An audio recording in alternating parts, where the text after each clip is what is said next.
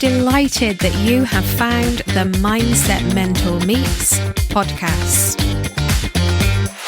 I'm Angela Cox, your host and indeed the Mindset Mentor, and I'll be interviewing executives and founders at the top of their game to find out what lies beneath. I want to know what makes people proud, how they define success, what holds them back, and indeed what drives them forward. This is authentic and natural conversation with the best in the business. So listen in, enjoy, and if you love what you hear, please do leave a review. And now, over to today's guest.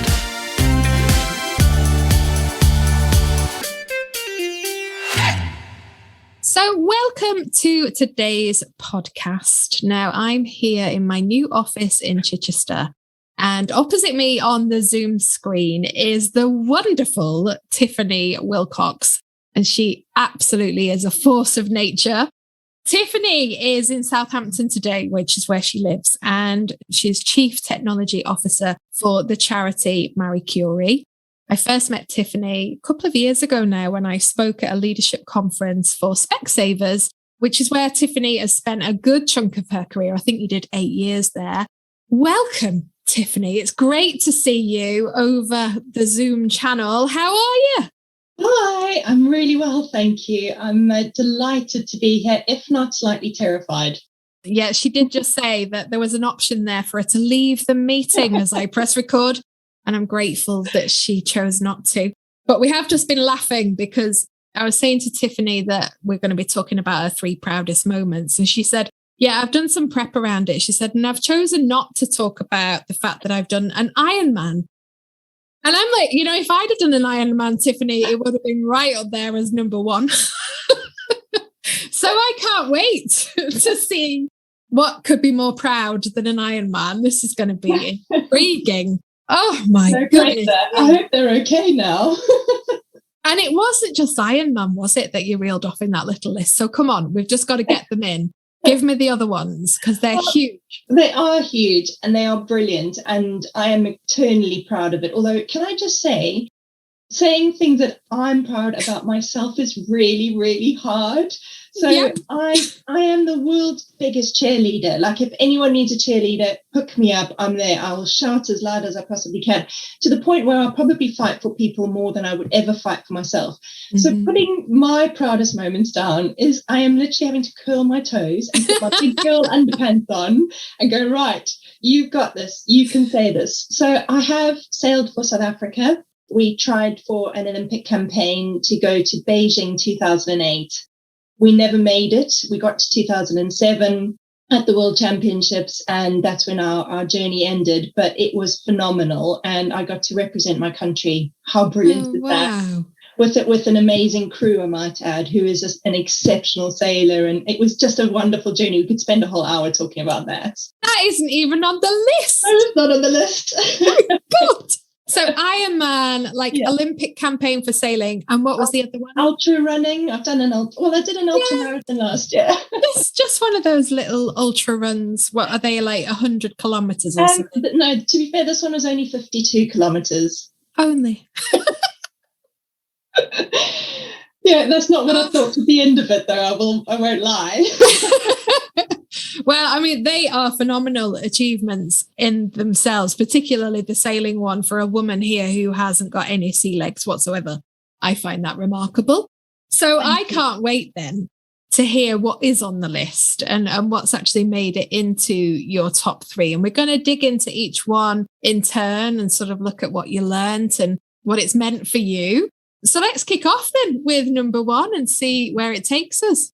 So I am a naturally positive thinker. I naturally look at things in a positive way. I'm a lover of adventure, as you can tell. I just, bring it on. It's just life is for living. And it's not because I've had a particularly easy life. I've just chosen to focus on the good stuff and chosen to bring that energy. It's what wakes me up and gets me going. So my number 1 proudest moment, Angela, is that I'm here talking to you today. Oh, no. Can't be better than an ultra run. No, I am so proud. So here's why. people have always said to me, Tiff, you're so good at what you do. You're really good. And you're so successful and you find blah, blah, blah so easy. And I'm like, I've never believed it. I've never, ever believed it. But if I'm honest with myself, I am really good at what I do. And I'm really proud of what I've achieved, And so me on this podcast with you today is kind of not the end of, but a part of my next journey to go, yeah, man, I'm here and I'm doing it. And I'm talking to you today. I'm so proud to be on this podcast with you, Angela. You have no idea. It is so incredible to hear somebody say that they've gone from being in that place where they didn't quite believe the value of their strength or their own worth. And now you're recognizing it. So I mean, that's a huge transition in itself. So if we're talking about a proud moment, we'll make it that. But what's made that happen? Because that's the holy grail for most women. How have you actually made that transition?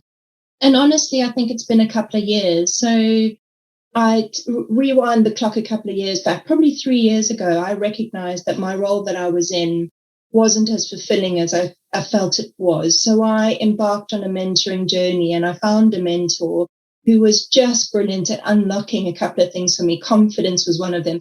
I could never really find my voice and my confidence. And so one of the big things when somebody's employing you is they want to know that you can confidently do something for them, right? So I'd go, and it's the age-old story of how big is the fish? And well, the fish was small. And then, some people say it was extra large, but actually, I would go, well, it was this big and it wasn't anything. So it was working on my confidence. And then I found by building my confidence, I was able to speak to people more. And then I started building on those things. And over the last 2 years, it was that process. And then I thought, well, the only person that's responsible for my journey is my own journey. And I focused on myself entirely. So I went through a process of identifying my strengths, what I want to focus on, being really clear on what my goals are and what would make my heart happy. Yes. And by doing that, my shoulders physically started to go backwards a bit and I started to walk a bit taller and I started to really accept who I was as a person. Whether you like it or not, this is me. I found my voice. Over those 2-3 years journey, I've found my voice and I've kind of gone, well, this is what I can bring to you. These are the things I categorically do know. And the ones I don't, frankly, I'm good enough. I'll be able to learn it and I'll be able to pick it up. And I remember distinctly in my interview for the role that I'm currently in now, there was a question about something. And internally I was going, oh my God, I don't know the answer. And I said, well, look, I don't know the answer to that specifically, but what I can do is I can do this, I can do that, and I will get to the point where I can lead X. And it was such an empowering moment for me because I suddenly went, just by being myself, bringing my authentic self to the table, I'm suddenly seeing the success of me. And I'd never looked at it in that way before. Everyone else around me had always seen it. And everyone else has always said you're tenacious, you're able to get stuff done, you're really good at all of this, and you're really good at leading people. And I'm like, okay, and nod and smile. So it's a journey that I've gone on. I've been quite specific about doing it, and I've really had to challenge myself. And there's been moments when I've sort of sat there scratching my head going, I don't know that I've got 10 strengths that I can, point up, but you dig and you dig and you dig a bit deeper, and suddenly you might not remember all 10, but you remember 3, and those are what make your shoulders go back, and you go, yeah. And it's just the culmination of that journey that's been so magical for me. And it's massive. And what you're talking about there is, so often we're focusing on the gap, what we don't know, what we can't do, what we don't have, what other people have. Yeah. And we fail to see what we can do and fail to kind of put that out there and shine. So you've described how you've managed to do that. But I guess what I'm interested in is there was a moment in time where you recognized that you needed to work on you. And I talk to men and women about prioritizing themselves over and above everybody else. And as a leader in particular, you can quite often get hung up on helping everyone else rather than yourself, but you made that definitive choice. Yeah. And that's what's led to this kind of understanding of who you are, your identity, and your voice as you describe it. And you can feel it. I mean, you can feel the self-belief and the authenticity, but not in a arrogant way, in just a really natural, humble way, where it's just like effervescence really that's coming from you today. Thank you. Yeah, thank you. People always say I'm always positive and happy and all that sort of stuff. I'm not all the time. And I'm actually, believe it or not, I'm actually quite an introvert. I love talking to people, don't get me wrong, but I do genuinely like being in my own quiet space. I love reading, and taking the conscious effort over the last 8 months to focus on myself has been a really big thing for me, but it's genuinely been a life-changing experience. And I think for anyone out there who's struggling with wherever they are in their roles or their careers or how they're managing people or life or family, I think if you start with yourself, that's the influence that you can have. Control what you can control. Absolutely. That inner circle. Love that. Okay. So, I mean, this is inspirational stuff because you're talking about authenticity and just being you as opposed to trying to be what you think other people want you to be. And exactly. That's starting to elevate your success. You were already successful, but your own belief is now elevating that.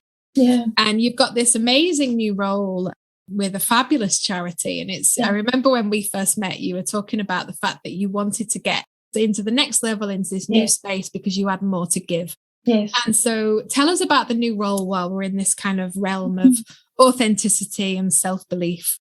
I'm loving it. I'm absolutely loving it. I was nervous leaving Specsavers, wonderful employer, fantastic group of people, extremely supportive. And frankly, part of my journey, I've grown because I've grown with them. Yeah. And so it was, I guess, unfortunate that the headhunters contacted me and I had the conversation with them, and I genuinely didn't think I'd get the job. But I thought, as part of my own development, and it was the middle of COVID and things weren't great. And I suddenly went, what's in it for my future and what is in it for my career? And I had to do that sort of self-realization.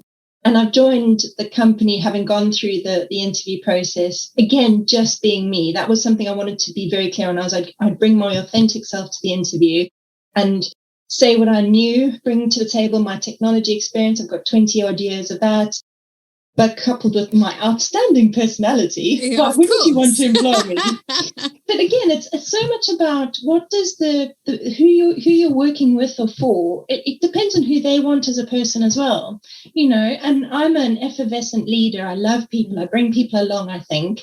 And being at the charity now in the role that I'm in, I'm able to do that. So I've got a phenomenal IT team that I work with who are, frankly, leading cutting edge technologies that you would never have guessed from a charity, because everyone puts charity in a box, don't they, where they go, charity, can't really afford stuff, not really doing it very well. Frankly, we've got some cutting edge technology that we're implementing. We've got some amazing new plans that we've got for the next year, all brilliant.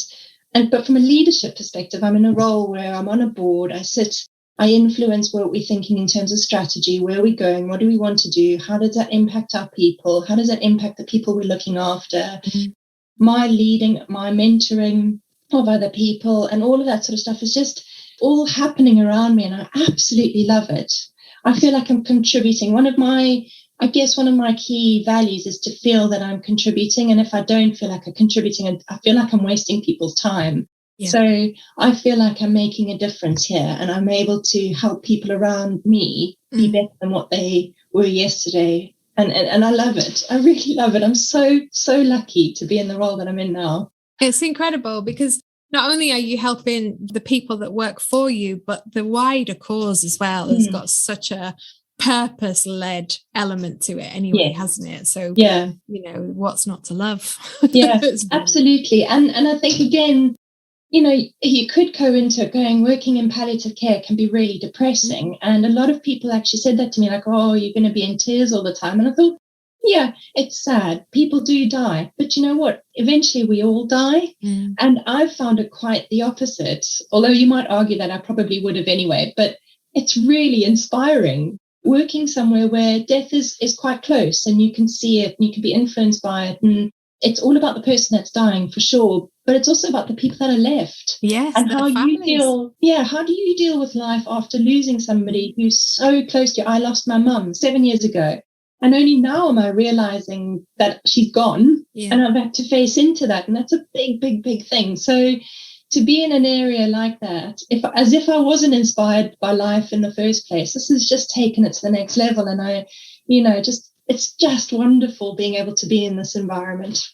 Yeah, and making a huge difference, because the families, I think, is that having gone through what I've just gone through with my husband, which is slightly different, and we didn't have sort of the death element there, but there was definitely a risk, and the impact on family is huge in terms of the transition that you have to go through. Exactly. So having someone supporting makes a huge difference. Yeah, and I think and obviously I need to bring this in, but technology-wise, care is so disjointed. You have to phone multiple providers of different places. They're not connected. You have to tell them your diagnosis about 59,000 times, and it's really annoying. So the opportunity exists to connect people and providers together from a technology perspective. I think you can talk about virtual reality and robots and artificial intelligence, all of that sort of stuff. But really, I just don't want to have to repeat myself 50 times, which is what I'm sure you had to do with. It wasn't death, but it was in that clinical environment. Which is actually very traumatic for the person that is having to do that, because you're actually re-traumatizing yourself every time you have to repeat it. And no one else does it for you. You have to do it. So as well as experiencing what you're experiencing, you then have to manage the experience. And that's horrible.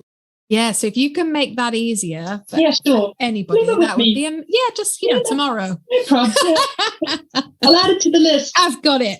Although I did say, when I tell you I'm going to do something, I do it. So but you did, I'm not going to confirm. And it's on a recording now. I'm sure you just said it's on the list. Sorry, what was it? It seems to be a broken connection. Give me number 2. I can't wait. So number 2 and number 3 are slightly linked, but it would go without saying if I didn't say I was proud to be a mum. And I struggled when my boys were little. I really struggled. I was in a country a million miles away from my family, in a country where things are done differently. South Africa, it's pretty common to have a C-section. Here, not so much. I was like, oh my God, what do we do? I had a very sick mum who unfortunately passed away when my little one was only 3 months in my tummy. So that was really tough. And it was just a tough time in life. So after my maternity leave, I continued to work full time when both my boys are really young. And I think the juggle, frankly, nearly broke me, and the juggle continues now, although I've got it a little bit more under control. But now that the fog's lifted and, the juggle continues, and that's just the life of a working parent, I can't help but feel my chest puff with pride when I see these 2 little humans who go out there day after day, doing what they do, being everything that they can be, not that I want them to be, but that they can be. And I think, gosh, I've had an influence in that. And isn't that wonderful? You know, and I secretly love that they're just as adventure loving as I am as well. So that's cool. But it's just I love it. I'm so proud of it. It's like the ultimate leadership role, isn't it? Parenting. Yeah. And I always wonder whether there's something to be taken from the role of a parent and transferred into leadership, because what you get is that compassionate element as well, is often lacking in leadership. And so when I hear you talk about it in those terms and that kind of puffing of the chest with pride, it's really lovely to hear, because it's not coming from a place of pushy parent, look what my child's achieved. It's that, they're the best that they can be. And that's what it's about, isn't it? Yeah. And it transfers a little bit more. So I teach the youngsters at our sailing club. I run a little sailing course. I'm not anything major, but I run a little sailing course. And again, by empowering people, and this goes for anyone, by giving people the tools to believe in themselves. And if I can help them, encourage them to go, yes, you can do it. And why don't you give it a try? And without being that pushy parent or anything, it's just about, helping people through something that they may be struggling with. And that's just immensely rewarding. Just in general, I find that just wonderful. So, yeah, and my boys challenge me. And I think the converse to it being a good leadership role is actually it's really hard because you have to put your own wants and desires to one side and you have to do what they want. And my eldest is very different to me, and we often don't see things in the same way. And that I find really challenging. Also, I have to sometimes check myself and go, yeah, maybe he's right. Yeah. Or maybe it's just a different perspective. Or just a different real. Yeah, so it's cool. I love it. And I'm so proud of them, and I'm so proud to be a mum. And it is the hardest role. Yes, because I'm a mum too. Yes, it is. Oh man, I mean, you said you struggled at the beginning. I still struggle now, and mine are 13 and 11. It never gets any easier. I think we're in the honeymoon phase, and I'm just watching my friends who now have teenagers, and I'm like, Oh man, honestly, there is no book that can help you to kind of navigate how to look after children at the various ages that they are. And another thing I really love, I was chatting to the CEO of one of the companies I'm working with at the moment yesterday. We had a great chat. He was so open about his childcare and what he was doing. And that's a real shift. 10 years ago, you wouldn't have found that, would you? Whereas I think COVID's had a lot to do with it, but also just a general acceptance that we're all parents. It's not just mum that does it, and it's not just dad. We're all parents. And I think that's really, really encouraging as well. So he was telling me about what he was doing. And, so we had to end the call a bit earlier because he had to go and do something. And I'm like, cool, no problem, fine. Because I understand and he understands. Yes. And I think that just makes it so much easier to do business, actually, when you, in this example, it's parenting. But if you just come at it from a place of honesty and authenticity, that this is what I'm bringing, it really, really makes that easier. And not trying to hide it, because maybe even 2 years ago would have been thinking, right, I've got to take Coral to the dentist. What can I say at work that isn't going to come across as, mum taking Coral to the dentist? Yeah. We don't have to hide that stuff anymore. I think COVID has been the transition point for that, which is good. So proud of being a role model mummy. We love that. So how does that link in with number 3? Because you said they're linked. Yeah, so there is a link. I am proud, because we're talking about what I'm proud of. I am proud of being asked to be a mentor. Oh, nice. I mean, I don't have it figured out by all means, but I'm honored, genuinely, deeply quite honored when people ask me for advice or support. I guess I'm genuinely quite a curious person. I live curiously, so I always ask questions. And my husband, and I love talking to people, and my husband always jokes at me and he's like, oh, they spoke to you, did they? And I'm like, you won't believe who I met on the train ride. I am that annoying person. But I genuinely love helping people see the best versions of themselves by offering those questions that make them think further than what they're thinking now. By seeing those visual light bulb moments go off where somebody goes, oh, yeah. And you're like, yes. It's a beautiful thing. Yeah. It is a beautiful thing. And I am genuinely proud that I have a number of people who've asked me to be their mentor. And I'm just like, of course I will. I love it. And I do it for anyone, it's just brilliant. So I'm proud of that, because for me, that makes me feel like, although I haven't got it all figured out, I've obviously got something. Well, you're further along the path, aren't you? Yeah. And that's the thing, isn't it? Is people will look at you in a leadership position that you hold, and particularly in that technology space for women, which, there aren't many roles that women hold there. And they'll be looking at you and thinking, how do I do that? And you'll be able to help people understand what the path is to take and the lessons that you've learned along the way. Because people can see that effervescence every day and they'll be wanting some of that. Yeah, it's funny, I Googled my role the other day. Have you ever Googled CTO? No. Yeah, Google CTO and have a look at the images that come up. Is it the kind of the white middle-aged man? Basically, yeah. And I'm like, we need to change that. But yeah, so mentoring people and particularly mentoring girls. I have got guys that I mentor as well, but it's a joy that I just get inside, that I just love helping people see themselves for where they are. So yeah, I'm really, really proud of that, actually. Although that's not something that you would actively promote, is it? It's just, that's quite a personal thing. No, but it's a lovely thing. And it just demonstrates your ability to make a difference and give back, which is what you were talking about in the first example. So, all of these things are connected to your value and your worth and the way that you operate. And it's coming through everything that you're saying, which is lovely. I do feel quite sorry for pale male and stale men at the moment, because I think they're getting a really bad press, aren't they? Yeah, they are. They are. I look at my husband and think, God, there's no hope for you now.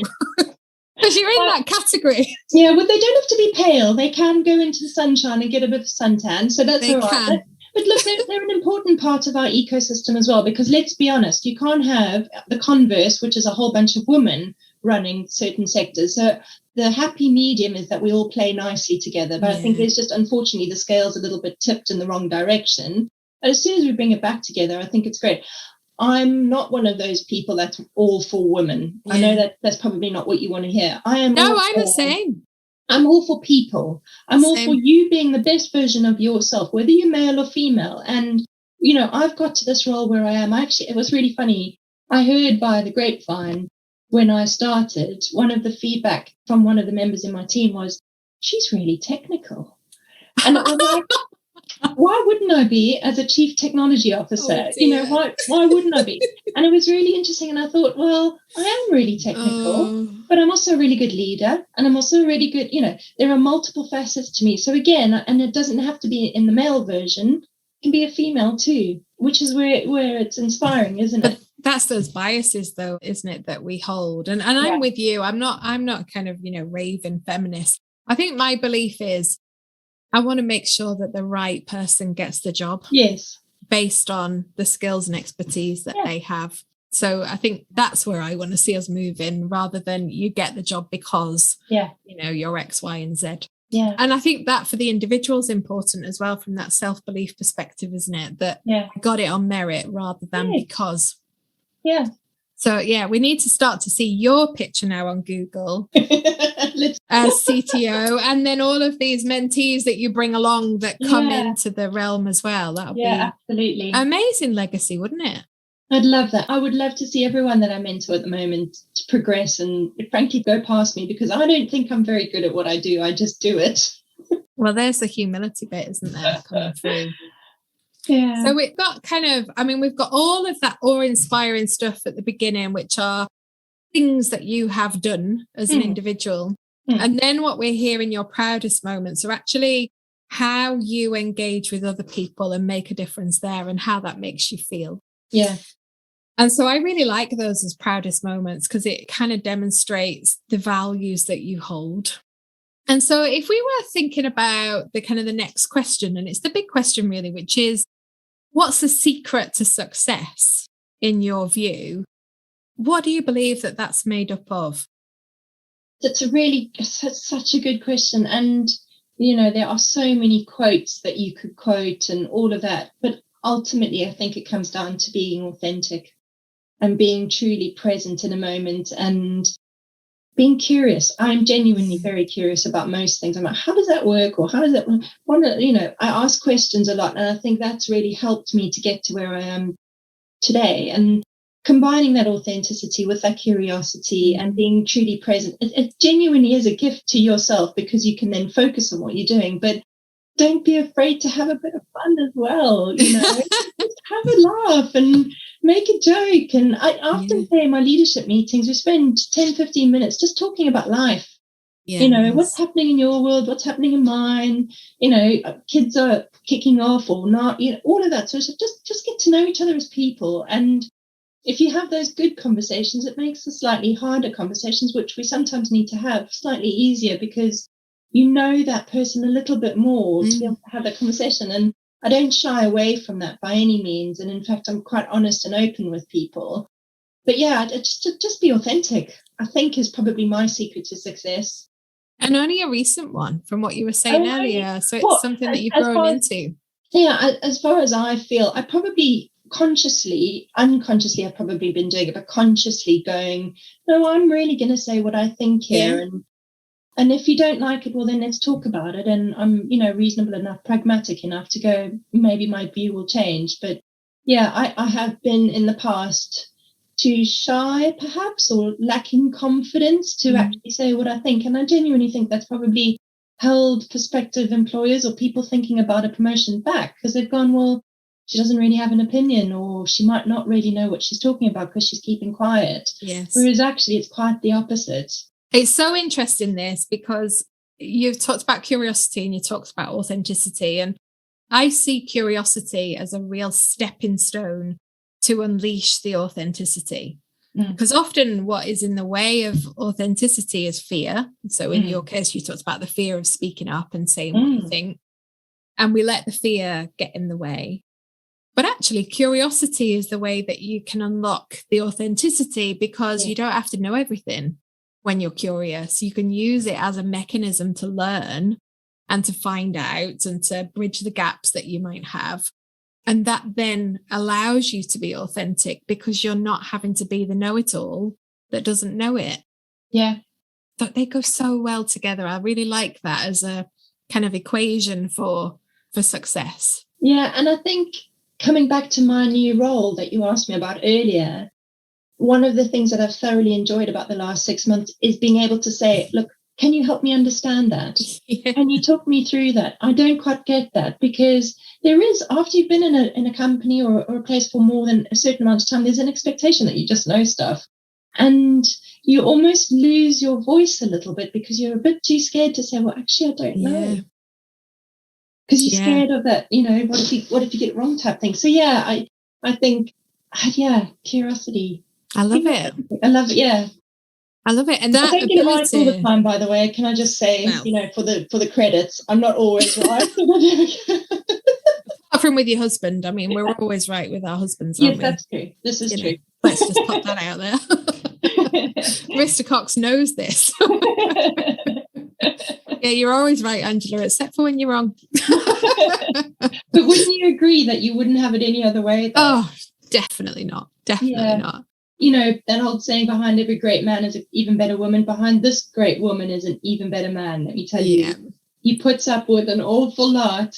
You actually said that before we came on air. Yeah. You said he's a great sailor. He's better than me. He'll love that as a compliment. Yeah, he's more than just a great sailor. He is my absolute rock. And I think that's also a big part of my success, is having that second in charge or partner, shoulder to shoulder. Yeah. Who encourages you but also catches you. Oh, love that. She just did a hand movement that was so you can't see it, and it's sorry, yeah. I can totally relate to this, and we are lucky that we have these men. And obviously, I nearly lost mine in the summer from a cognitive perspective, which had me on the floor. Yeah, I can really relate to what you're saying there. Yeah. So, secret of success then is about being true to who you are, but you've got to know who you are first. And that was your first proudest moment, was really understanding that. Then being authentic in the way that you then come across, and using curiosity as a mechanism. So if anybody out there is feeling that they have to be something other than who they are on the inside, just know that actually can get in your way, and people really pick up on that, and it starts to influence the trust equation. And, people are kind of seeing you but not fully seeing you, and so it can really hold you back. So embrace your inner Tiffany, and start to be more authentic, more true to you, and use that curiosity as the way to make that happen. Yeah, brilliant advice. No wonder you're a great mentor, Tiffany. Honestly, we could just talk forever. Yes, we really could. I've loved speaking to you, by the way. It's so nice. I mean, it's just been forever since we had that conversation face to face, but it's lovely to catch up in this environment. And you really are an inspiration to many. So thank you for sharing so openly. I didn't expect anything else, to be fair, because, that's who you are.